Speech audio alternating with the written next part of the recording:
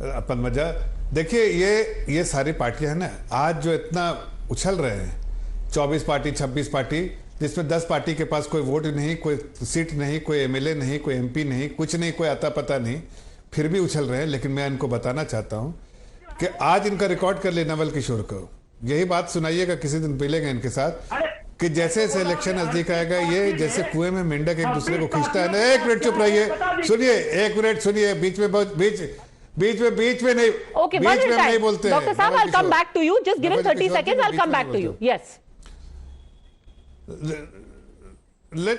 So मैं ये कह रहा हूं कि देन जैसे कुएं में एक मेंढक एक दूसरे को नीचे खींचते हैं ना, वैसे एक दूसरे को खींच के नीचे गिराएंगे और ये डिस्पर्स हो जाएंगे।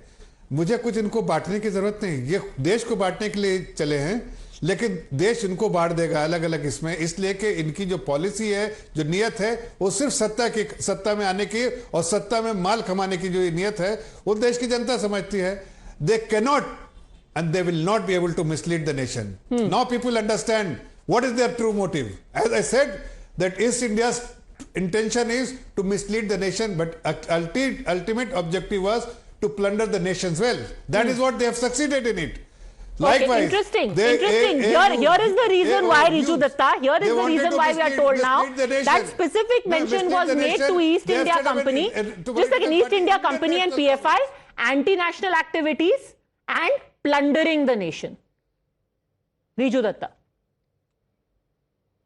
Okay. I will say what my leader has just said. My motherland is India. When India goes to play on the field, people cheer India. They don't say Mujahideen, they don't say PFI, they don't say East India Company. They just cheer India in India. So more, the Prime Minister of India, Narendra Modi, attacks the opposition, attacks us, the more we will be assured of the fact that he is impressed with the name. He has accepted the name just like the citizens of India has accepted the name. So we are very happy that he is liking the name so much. But we will only say India जीतेगा और ये देश जीतेगा, because ये जो लड़ाई है ये नरेंद्र मोदी, ममता बनर्जी, राहुल गांधी से ऊपर की लड़ाई है.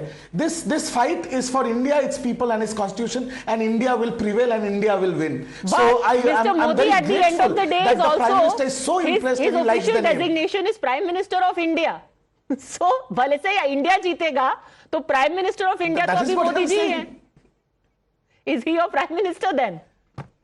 अरे देखिए, प्राइम मिनिस्टर, देखिए मैं एक बात बता देता हूं, प्राइम मिनिस्टर्स आज हैं कल नहीं रहेंगे, इंडिया तो रहेगा, है ना.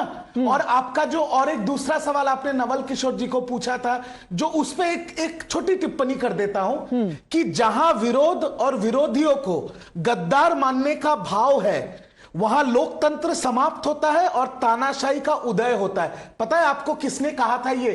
भारत रत्न श्री अटल बिहारी वाजपेयी जी ने.